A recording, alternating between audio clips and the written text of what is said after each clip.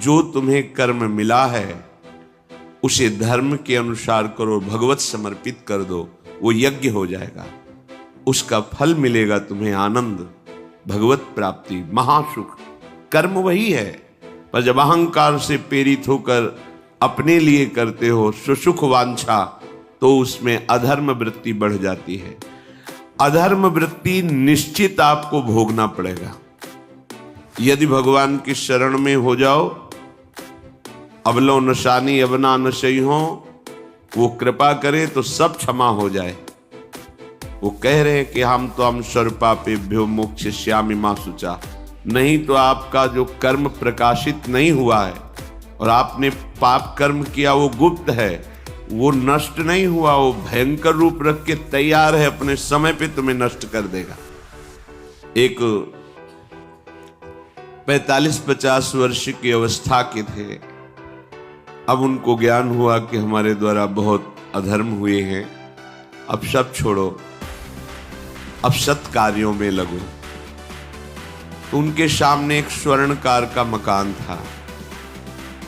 वो बहुत ही कपटपूर्ण व्यवहार करता था, भोले भाले लोगों को असली स्वर्ण लेकर के केवल स्वर्ण का लेप करके अलंकार बेचता।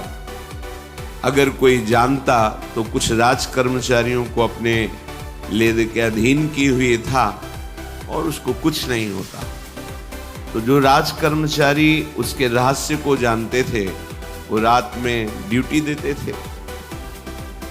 उन लोगों ने सोचा कि इतना धन इसने इकट्ठा किया है, अगर हम इसको मार देते हैं और इसका स्वर्ण ले लेते हैं तो कोई रिपोर्ट करने वाला भी नहीं होगा और हम बहुत धनी हो जाएंगे।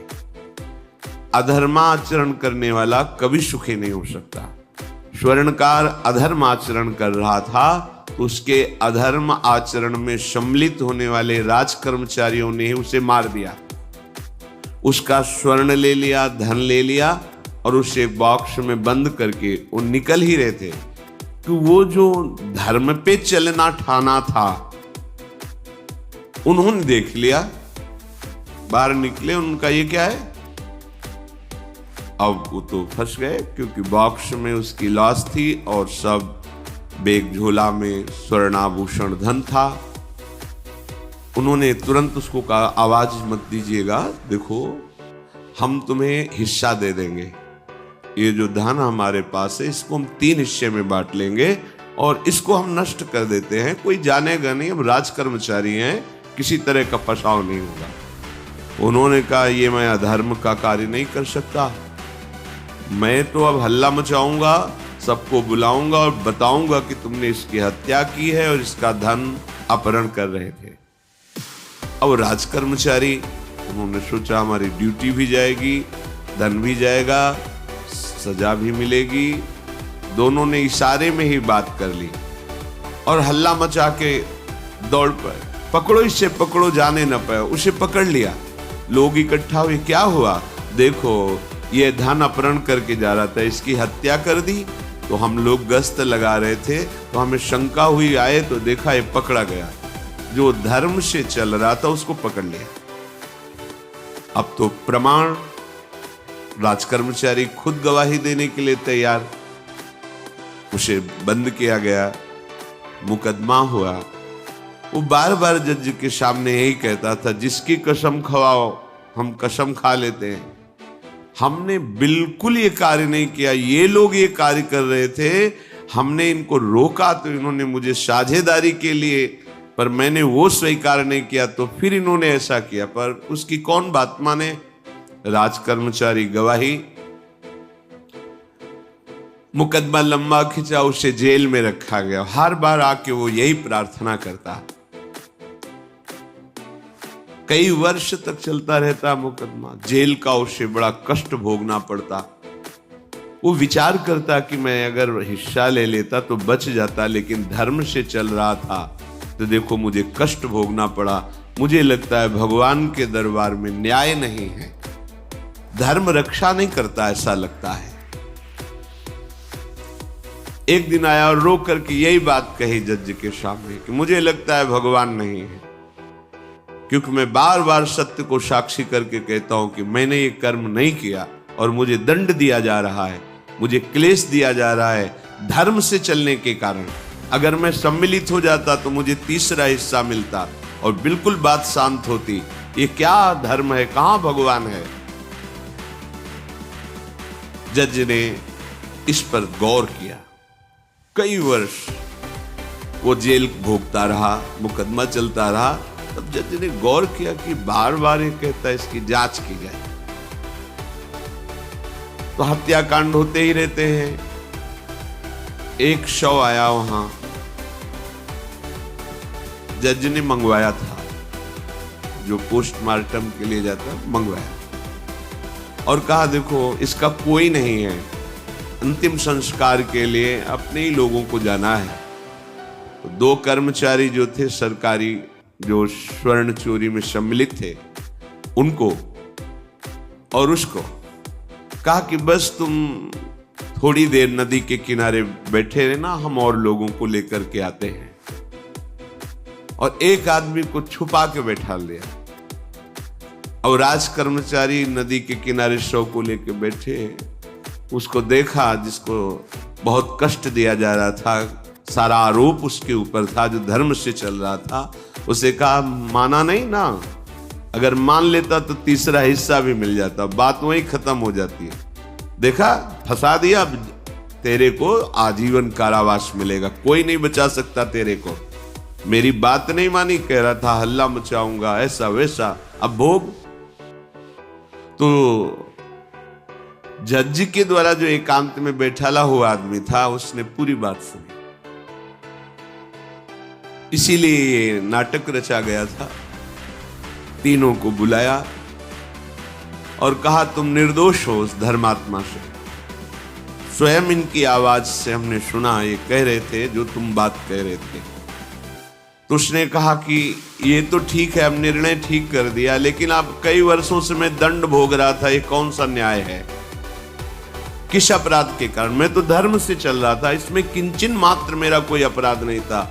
कि कई वर्ष से मैं सजा क्यों भोग रहा था? बार बार प्रताड़ना, नाना प्रकार के कष्ट क्यों भोगा मैं? जज ने कहा तुम हृदय को साक्षी करके बताओ, क्या कोई ऐसा अपराध किया है जिसका प्रकाश ना हुआ हो और तुम्हें दंड ना मिला हो? हम अब उसका कोई दंड थोड़ी तुम्हें देंगे, लेकिन तुम्हारे अंदर जो भगवान के प्रति आरोप है उसका निराकरण हो जाएगा। उसने कहा हाँ, यौवन अवस्था में मैंने किसी स्त्री को ऐसा ऐसा, और वो विरोध करने पर भी उसे मार दिया और आज तक बात कोई प्रकाशित नहीं हुई। तो बोले फिर भगवान को क्यों दोष देते हो?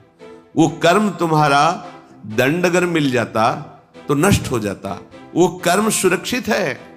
उसी कर्म ने तुम्हें यहां अधर्म ना होने पर भी फंसाया और देखो तुम्हें भोगना पड़ा। तो निश्चित समझो, यदि आप अधर्म के द्वारा कोई भी सुख साधन करेंगे तो आप नष्ट होंगे। अधर्म के द्वारा आप धन आदि छीनना चाहेंगे तो आप नष्ट होंगे।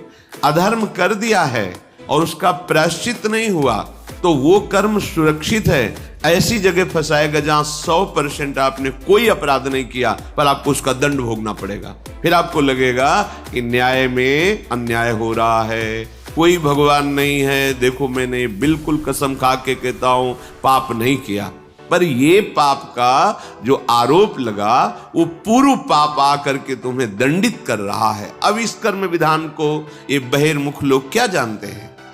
तभी कहते हैं अरे कहां भगवान, कैसे भगवान? आज तुम धर्म से चल रहे हो, लेकिन कल तुमने जो कर्म किया तो तुम शरणागत होकर भजन के द्वारा उसको नष्ट नहीं किया ना, तो वो सुरक्षित है। अवश्य में भोक्तव्यम कृतम कर्म शुभाशुभम। इसलिए श्री भगवान आदेश कर रहे हैं यज्ञार्थात् कर्मणोन्यत्र लोकोयम कर्म बंधनः तदर्थम कर्म कौन्ते मुक्त संगः समाचर। मुक्त हो जाओगे, न काम तुम्हें अधीन कर पाएगा, न पाप अधीन कर पाएगा, परमानंद में डूब जाओगे। केवल प्रभु के लिए कर्म करो।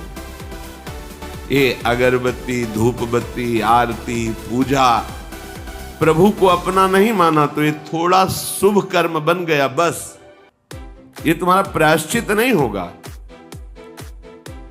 जो तुमने अधर्माचरण के अगरबत्ती धूपबत्ती से खत्म होने वाले नहीं हैं, उनके लिए तुम्हें नाम जप करना पड़ेगा, नाम कीर्तन करना पड़ेगा।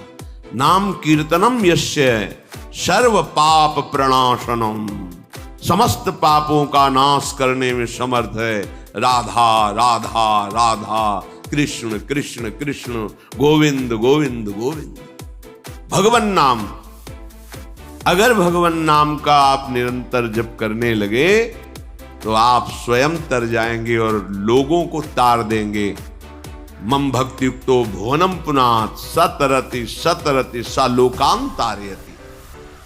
जो भी कर्म कर रहे हो वो भगवान के लिए भावना करो, उस कर्म को भगवान को समर्पित करो, तो तुमसे पापाचरण नहीं होगा। जो पापाचरण हो गए हैं 10 मिनट केवल बैठ करके अपने घर में ही ताली बजा के मंजीरा लेकर के, इसे नाटक मत समझो, आडंबर मत समझो। नहीं, जो आडंबर और नाटक किए हैं ना, वो जब अपना नाटक फैलाएंगे तो तुम उस नाटक से निकल नहीं पाओगे। माया का नाटक है। भगवान नाम कीर्तन, ये जो लोग कहते हैं ना कि भगवान तो हृदय में बैठे, दिखावे की क्या जरूरत है। अगर इतना बोध हो चुका है भगवान हृदय में बैठे, तब तो आप सिद्ध हो गए। केवल वाणी से बोल रहे हो, मन मानी आचरण कर रहे हो, दुर्गति को प्राप्त हो रहे हो, तो है ना सबके हृदय अछत विकारी, पर सकल जीव जग दीन दुखारी। सबके हृदय में बैठा है, पर दुर्दशा रोक रहा है क्या वो? क्यों? क्योंकि तुम केवल बातों से कहते हो सबके हृदय में बैठा है। ऐसा अनुभव किया? अगर ऐसा अनुभव किया तो व्यभिचार किसके साथ करते हो, चोरी किसकी करते हो, हिंसा की, कपट किससे, द्वेष किससे? बस केवल बातों से बात नहीं बनती। ये कर्म बातों से नष्ट नहीं होता, इसके लिए अनुष्ठान करना होगा नाम का। चाहे जैसी परिस्थिति हो, चाहे जो हो, जैसे भी हो, तुम्हारा मंगल होगा। अहोबत स्वपचतो गरीयान यज्जिभ्यागे वर्तते नाम तुभ्यम। वो नीच आचरण करने वाला, अभक्ष पदार्थ खाने वाला भी यदि भगवान नाम उच्चारण करता है तो वो परम पावन हो जाता। अहो, आश्चर्य की बात, बड़े बड़े प्रायश्चित जिसे पावन नहीं कर सकते, भगवान नाम उसे पावन कर देता है। जय शीत हरिवंश विचार के मनुज देह गुरु शरण गही, सकई तो सब पर पंच तजी कृष्ण कृष्ण गोविंद कही।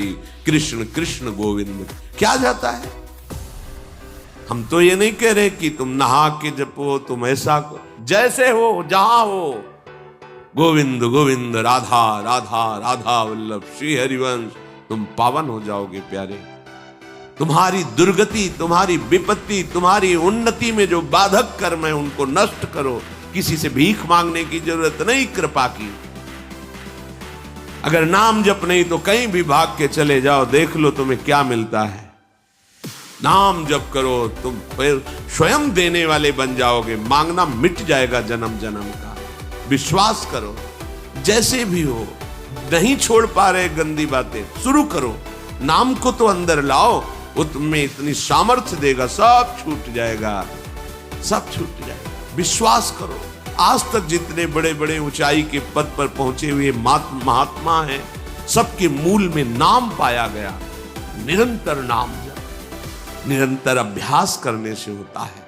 विश्वास करो, इसके बराबर न तीर्थयाटन है, न कोई अन्य साधन है। नाम कलयुग केवल नाम आधारा, सुमिर सुमिर नर उतर ही पारा। जिसने नाम का आश्रय ले लिया महासुखी हो गया। पर जब तक तुम्हारे पाप कर्म भस्म नहीं होते, तब तक तुम्हें आनंद नहीं मिलेगा। इसलिए विश्वास करके दीर्घ काल तक सम्मान पूर्वक, आदर पूर्वक हृदय में नाम जप करो। जब पाप वासनाएं नष्ट हो जाएंगी, पाप प्रवृत्ति नष्ट हो जाएगी, तब आनंद की धारा, तुम्हें कोई भी विपत्ति, कोई भी संकट परास्त नहीं कर पाएगा। प्रश्न होता है कि हम बहुत प्रयास करते हैं पर सफलता नहीं मिलती। प्रयास को कहते हैं पुरुषार्थ, और सफलता नहीं मिली उसको कहते हैं प्रारब्ध। कभी कभी प्रारब्ध बहुत जोर का होता है, जो बड़े बड़े ऋषि मुनियों के ऊपर भी हावी हो जाता है। पर पुरुषार्थ व्यर्थ नहीं जाता। यदि वो सत है तो तुम्हारा पुरुषार्थ भी तो असत है। अगर राधा राधा बीच में बोलते रहो और प्रभु की भावना कर लो कि 8 घंटे से जो काम कर रहा हूं वो समय और वो कार्य दोनों प्रभु को समर्पित करते हैं, अब ये सत्य पुरुषार्थ हो गया। अब प्रारब्ध को बदलने की सामर्थ्य आ गई तुम्हारे पुरुषार्थ में। खिलवाड़ नहीं है जो तुम एक भी कर्म करते हो, वो कर्म सुरक्षित है, वो तुम्हें दंड दे के रहेगा या तुम्हें सुखी करके रहेगा। असत है, पाप है तो दंड देगा, सत है, सुकृत है तो सुखी करेगा। विश्वास मानिए, ये सत्य वार्ता है, ये कोई चाटुकारिता की बात नहीं है। सत्य में सत्य रहता है, चाहे जो युग हो, चाहे जो समय हो, सत्य अपना प्रभाव दिखा के रहता है। इसलिए भगवान का आदेश है, तुम्हारा जीवन भगवत प्राप्ति के लिए, आनंद में डूबने के लिए, मस्त होने के लिए मिला है। ये मस्ती नशा में नहीं है, ये मस्ती दूसरों के शरीर का मांस खाने में नहीं है, ये मस्ती दूसरों की हिंसा व्यभिचार इसमें नहीं है। मस्ती है स्वात्मानंद की। जब कोई चाह नहीं, कोई परवाह नहीं, मृत्यु भी एक खिलौना लगने लगे, उसे मस्ती कहते हैं। वो मस्ती आती है भगवान नाम जप से। शुद्ध ज्ञान का प्रकाश हुआ, मरने का भय खत्म हो गया, क्योंकि शरीर राग नष्ट हो गया। इसलिए सावधान होकर जो जहां जैसी भी परिस्थिति में हो, भगवान नाम सदैव अपने पास रखो। राधा राधा, कृष्ण कृष्ण, गोविंद गोविंद। देख लेना, निहाल हो जाओगे, निहाल हो जाओगे, मस्त हो जाओगे। हमारी बात मान लो, हमारी प्रार्थना मान लो, कुछ इसमें नहीं लगता है। इसमें न पैसा देने की बात कर रहे, ना कोई संयम नियम की बात कर रहे। जैसे बने, मन नहीं लगता, मत लगने दो, ये बड़ा दुष्ट है। ये लगता है हमें दुर्गति कराने के लिए। अगर इसकी हाँ में हाँ मिलाओगे तो ऐसे निंदनीय कर्म कराता है, घृणा होती है अपने मन से। देखो ना, झांक के देखो ना मन को, कभी ये तृप्त नहीं हुआ। वही गंदी बात, वही गंदा चिंतन, वही गंदे आचरण की प्रेरणा। इस दुष्ट को मित्र मानते हो, ऐसे मन को? जो हमारा खास दुश्मन है वो मन है। वासनाओं में फंसा हुआ, वासनाओं की प्रेरणा करने वाला दुश्मन मन है। इस मन को डंडे से मारो। डंडा है हरिनाम। जितना जपोगे मन उतना ही सावधान रहेगा। कृष्ण कृष्ण, गोविंद गोविंद गोविंद, निरंतर रटन करो। राधा राधा राधा। क्या जाता है? जिह्वा से नाम उच्चारण कर रहे, शरीर से अच्छे कर्म कर रहे हैं, विचार अपने आप पावन होने लगेंगे। विचार पावन हुआ तो महात्मा हो गया, चाहे वो गृहस्थ हो, चाहे वो विरक्त हो। तो ध्यान दीजिए, हमारे पुरुषार्थ को प्रबल करने वाला और प्रारब्ध को नष्ट करने वाला एक ही महान समर्थ है, भगवान नाम। इसके सामने कोई साधन बराबरी नहीं कर सकता। ये महामहिम नाम भगवान का है, भगवान को भी अधीन करने की सामर्थ्य रखता है। ये जो निकृष्ट भाव बैठा हुआ है, बेटी हुई उदास हो गए, लड़का हुआ थाली बजाओ, घंटा बजाओ, जिससे बहुत बड़ा, बिल्कुल ठीक नहीं है। ये बेटा होता किससे है? बेटी से ही होता है। तुम किससे हुए हो? किसी मां से हुए हो। वो क्या थी? किसी की बेटी ही थी। कैसी मूर्खता छा गई है, गर्भस्थ बेटी की कोई परवाह न करके उसको, ये क्या है? कितने राक्षस वृत्ति में आ गए हैं हमारी। राक्षस भी अपने बच्चों को नहीं खाते। कितनी राक्षसी बुद्धि। हम सुंदर दिखना चाहते हैं, समाज में सम्मान पाना चाहते हैं, और पाप कर्म कैसा? बेटी है गर्भ में, हत्या करा दो, नहीं चाहिए। तो बेटा कहां से पैदा होगा? वो किसी की बेटी से ही तो पैदा हो रहा है। कैसी मूढ़ता छा जाती है। वैसे भी शास्त्र में स्त्री हत्या करना बहुत बड़ा महापाप कहा गया है। फिर भ्रूण हत्या, गर्भ हत्या, गर्भस्थ शिशु की, उसमें भी कन्या, सर्वनाश। इसके बाद फिर रोते हैं, हमने कौन सा पाप किया, भगवान ने हमारा पुत्र छीन लिया। कौन सा पाप किया, भगवान ने ऐसा कर दिया। अरे अपने डायरी में तो लिखा करो कि तुमने कौन से पाप किए हैं। फिर जब परिणाम आवे तो सोचोगे तो लगेगा बहुत हल्के में निपाट रहे हैं भगवान, हमें तो बहुत कष्ट मिलना चाहिए। कैसी कैसी निर्दयता बैठ गई हो। हम मनुष्य कहलाते हैं, सदगृहस्थ कहलाते हैं, गर्व से चलते हैं। और गर्भस्थ शिशु की हत्या करते हैं। मान जाओ, ना सत्संग सुन रहे हो, ना शास्त्र स्वाध्याय कर रहे हो, इसलिए तुम्हें पता नहीं कि तुम कौन सा पाप कर रहे हो। ऐसे ये पाप, कुछ पाप ऐसे हैं जिनको वज्र की लीक कहा गया। वज्र की लीक में मिटाल नहीं सकते, तुम्हें भोगना पड़ेगा। जो गृहस्थ है और संतान नहीं है, उस जीवन को सार्थक करने के लिए अपने गृहस्थ जीवन का त्याग करो, तीर्थ धाम कहीं वास की व्यवस्था करो और दोनों मिलकर भजन करो, अपने शरीर को पूरा करो, तो जीवन सार्थक हो जाएगा। अगर गृहस्थ है, संतान है, पढ़ाओ लिखाओ, उसको उसी योग्य करो जैसे तुम्हारे माता पिता ने किया है, तो तुम उस ऋण से मुक्त हो जाओगे। और फिर भी भजन करो, भजन ही तुम्हें भगवान की प्राप्ति कराएगा। दूसरा, जो अपने धर्म से भ्रष्ट हो चुका है, उसका जीवन व्यर्थ है। आपका एक धर्म है, सबसे पहला धर्म है मनुष्य धर्म। मनुष्य का क्या कर्तव्य है? अपने प्राणों का भी बलिदान देकर दूसरे की रक्षा करना, और यहां अपने मन को सुख पहुंचाने के लिए दूसरे की हत्या कर देना। कैसा राक्षसी भाव वृत्तियों में आ गया। देखो, अगर कोई माता बहन एकांत मिल जाए तो बस राक्षस जैसे टूट पड़ते हैं। ऐसे स्वभाव, मार दो, जला दो, काट दो।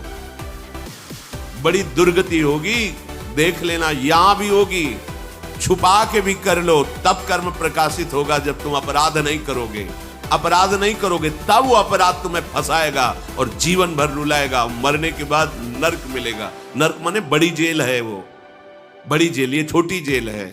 जैसे बड़े अपराधियों को बड़ी जेलों में भेजा जाता है, तो विश्व ब्रह्मांड की सबसे बड़ी जेल और वहां के सबसे बड़े जेलर यमराज, वहां दंड मिलता है। आप ऐसा ना सोचिए कि ये सब गप है। गांव में जैसे बात करे तो लगता है गप है, जब जेल हो आते हैं ना तो कहते हैं। एक गांव में मिले थे, कहा था कि अगर रोज 5 जूता कोई गांव में हमें मारे तो हम उसे सह लेंगे, लेकिन दोबारा जेल जाने वाला आचरण नहीं करेंगे। दिखा रहे थे कि देखो कैसे कैसे कष्ट वहां के कैदी भी मारते हैं जो बहुत पुराने हो गए हैं। वो हमको अनुशासन में रखते हैं। ऐसा ऐसा कितना कष्ट। अब वो गया ना तो भोगा, अब माया के कारण स्मृति नष्ट हो गई नहीं, सैकड़ों बार अपने भी भोग के आ रहे हैं नरक। दूसरे, उसका जीवन नष्ट है जो धर्म का त्याग कर चुका है। तुम पिता माता से प्रकट हुए, तुम्हारा धर्म है माता पिता की सेवा करना। वयोवृद्ध बेचारे माता पिता उठने बैठने में असमर्थ हैं। आप पैसे कमाने के लिए अपनी बहुली निकल गए, अब वो कष्ट भोग रहे हैं। ना उनको देखना है, ना उनकी व्यवस्था करना है। मरने दो तो ठीक है, तुम्हें जब परिणाम आएगा तब तुम भी तो बनोगे ना वृद्ध, तब तुम्हें पता चलेगा। अवश्य में भोक्तव्यम कृतम कर्म शुभाशु। होश में माता पिता सबसे पहले भगवान हैं, यदि आप गृहस्थ हैं तो। अगर आप बाल्यावस्था से भगवान के मार्ग का अनुसरण कर रहे हैं तो फिर भगवान प्रणत कुटुंब पाल रघुराई, भगवान व्यवस्था कर देते हैं। वैराग्य मार्ग में लौटकर पीछे नहीं देखा जाता। हमारे भगवान के अवतार मानेंगे महाप्रभु चैतन्य देव, नवयुति विष्णु प्रिया जी माता सची छोड़ के चल गए। आद्य गुरु भगवान शंकराचार्य भगवान के अवतार मां के छोड़ के चल गए। भगवान के मार्ग में यदि ऐसे चले तो भगवान संभाल लेते हो। परम पद मिलता है 21 पीढ़ियों को। मां तो बिल्कुल नजदीक है, 21 पीढ़ियों को भगवत प्राप्ति हो जाती है। और शब्द है प्रणत कुटुंब पाल रघुराई, भगवान स्वयं उसके परिवार का पोषण करते हैं। पर यदि गृहस्थ धर्म में हो और अपने माता पिता का त्याग कर दिया, उनकी सेवा नहीं करते, वो दुख भोग रहे, तो नरक यंत्रणा मिलेगी और जीते जी तुम उन्नति को प्राप्त नहीं हो सकते। तुम्हें भले उन्नति दिखाई देती हो, बाद में परिणाम देख लेना आप। तीसरा, जो दूसरों के भोजन छीनने की चेष्टा में रहता है, कैसे इसका धन अपहरण कर लें, कैसी जमीन अपहरण कर लें, कैसे इसकी अव्यवस्था पैदा कर दें इसके जीवन में, जो केवल अपने ही सुख को देखता है उसकी दुर्गति होती है। तीसरा, उसका जीवन व्यर्थ है। जो दूसरों के सुख का अपहरण करके सुखी होना चाहता है, सदैव केवल अपने सुख में डूबना, सोचना कैसे मैं सुखी हो जाऊं, अधर्माचरण करूं, छीन लूं, क्या करूं, कैसे करूं, उसका जीवन व्यर्थ है। और चौथा, जो आए हुए साधु महात्मा अतिथि का अनादर कर देता है, अपमान कर देता है, सारे सुकृत नष्ट हो जाते हैं। ये 4 का जीवन बिल्कुल व्यर्थ हो जाता है। इनको असत जीवन कहा गया है, वृथा जीवन कहा गया है। इसलिए हे युधिष्ठिर, ये 4 दोष कभी हृदय में ना आने पावे। आरूढ़ पतिते दत्तो मन्यायोपहृतम चेयत व्यर्थम तु पतिते दानम ब्राह्मणे तस्करे तथा। बहुत ध्यान देने योग्य बात। जो वानप्रस्थ या विरक्त भाव संन्यास ले लेते हैं और कुछ वर्ष चलने के बाद मैं तो इस पे नहीं चल पाऊंगा लौट जाते, उन्हें घोर नरक की प्राप्ति होती है। कुछ भी कर लो, ये भारी अपराध तुम्हें नरक की प्राप्ति कराएगा। मार्कंडेय जी महाराज युधिष्ठिर को उपदेश कर रहे हैं। एक बार एक सन्यासी जी ने कहा था कि हमने गुरुजनों से सुना है कि यदि वचन से संकल्प ले ले कि बस अब कुछ महीने बाद हम सन्यास ले लेंगे और विरक्त होकर भगवान का भजन करेंगे, और यदि वो ऐसा नहीं करता तो उसे चंद्रायण व्रत रहना चाहिए, तब उस पाप से मुक्त होगा। चंद्रायण व्रत कहते हैं प्रतिपदा को 1 ग्रास, द्वितीया को 2 ग्रास और अमावस्या को 15 ग्रास, फिर नीचे घटाते चले जाओ 14, 13, 12, 11 ऐसे पूर्णिमा को पूर्ण 1 महीने से उपवास रहने से हम सन्यास लेंगे। इस बात के अपराध का उसको सन्यास लिया नहीं, केवल घोषणा कर दी थी। और जो सन्यास ले लिया या वानप्रस्थ, वानप्रस्थ कहते हैं पत्नी के सहित विरक्त होकर भजन करना। गृहस्थ में थे, अब निर्णय कर लिया कि अब आजीवन हम ब्रह्मचर्य रहेंगे और भगवान का भजन करेंगे। धाम तीर्थ वन आदि में रहकर वो जीवन में दोनों भजन करके भगवान की प्राप्ति में लगा, उन्हें वानप्रस्थ कहते हैं। सन्यास जो पूर्णतया वैराग्यवान होकर केवल भगवान के आश्रित जीवन। सन्यास मार्ग में माता पिता परिवार का दिया हुआ कुछ स्वीकार नहीं किया जाता, उनके द्वारा भरण पोषण नहीं स्वीकार किया जाता। अगर स्वीकार करता है अपने धर्म से भ्रष्ट हो जाता है। ये मनमानी आचरण न शास्त्र स्वाध्याय है न सत्संग में श्रद्धा है। मनमानी आचरण से अध्यात्म मार्ग प्रकाशित नहीं होता। जिसने सन्यास ले लिया और वो फिर गृहस्थ में लौट जाता है कि अब हमसे तो होने वाला नहीं, तो उसे आरूढ़ पतित कहते हैं। आरूढ़ पतिते दत्तो मन्यानयोपहृतम चेयत, उसको दुर्गति प्राप्त होती है। इसलिए होश में ये मार्ग ऐसा नहीं अब हमारा मन नहीं लगता, अरे अहो भाग्य है कि तुम्हारे भाग्य से विषय भोग मिटा दिया भगवान ने, तुम्हें परमार्थ का मार्ग दे दिया। जिसको छोड़ना कठिन है भगवान ने उसे काट दिया, चलो मेरे मार्ग में चलो। हम मनमानी आचरण नहीं, बिल्कुल नहीं। यहां शास्त्र आदेश करता है, ऐसे नहीं होना चाहिए कि 4 दिन हुए कपड़ा उतार दिया, कपड़े बदल लिए, 5वें दिन फिर उसी पोशाक में। तो जानते हो इससे क्या होगा? जीवन भर कुछ कर लो, दुर्गति प्राप्त होगी। तस्मात् शास्त्रम प्रमाणम ते कार्य, ये कानून है। कानून में फंस गए तो सजा निश्चित होगी। ये भागवतिक कानून जैसे एक राजकीय कानून है, तो ये भागवतिक त्रिभुवन का कानून है। त्रिभुवन में कहीं यही कानून काम करेगा।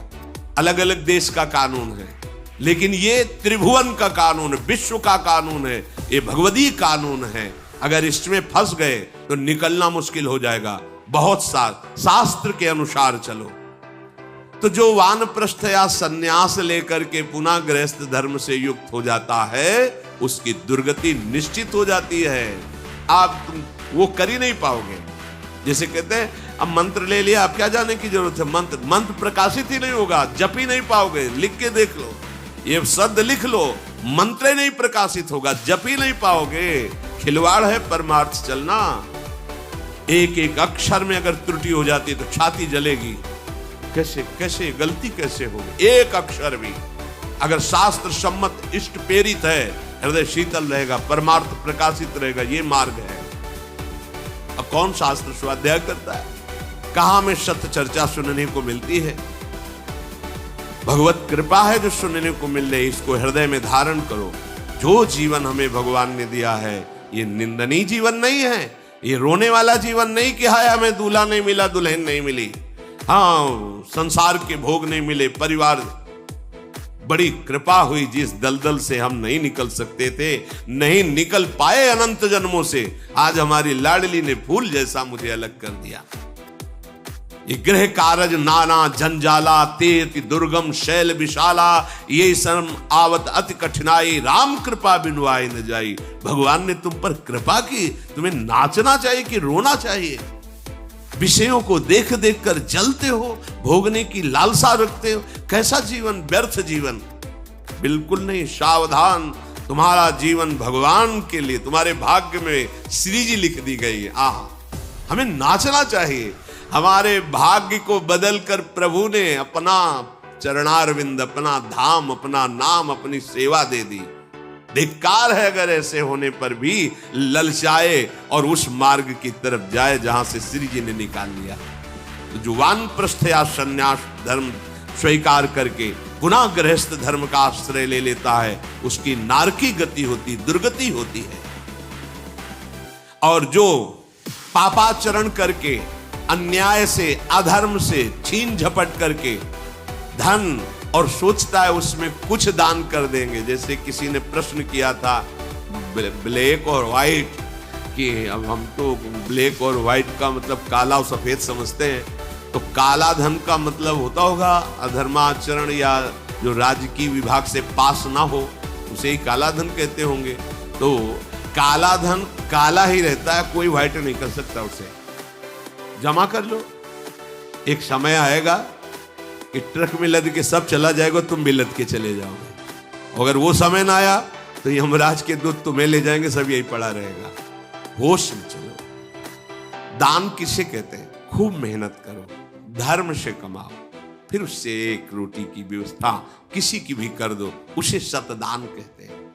लाखों बेईमानी से कमाए, अधर्म आचरण से दूसरों को चूस चूस के ऐसा दुख दे कर, फिर सोचा कि लाख में 10,000 दे देते हैं, व्हाइट हो जाएगा। व्हाइट नहीं हो जाएगा, ये और तुम्हारे ऊपर आक्रमण कराएगा, क्योंकि जिनको दे रहे हो उनकी भी बुद्धि तो भ्रष्ट होगी, तो तुम्हारा अधर्म बनाना, हाँ, व्हाइट नहीं होगा, फाइट होगी, मार पिटाई शुरू करवाएगा।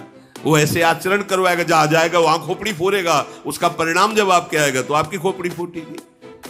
व्हाइट तो तब हो सकता है जब व्हाइट चलो। व्हाइट का तात्पर्य होता प्रकाश, श्वेत, ये लक्षण सतोगुण का। सात्विक भाव से चलो, मेहनत की कमाई से, पसीना चुहा के खूब मेहनत किया और फिर किसी को दिया, तुम्हारा परिवार उन्नतिशील रहेगा, तुम्हें लोक परलोक में सुख प्राप्त होगा।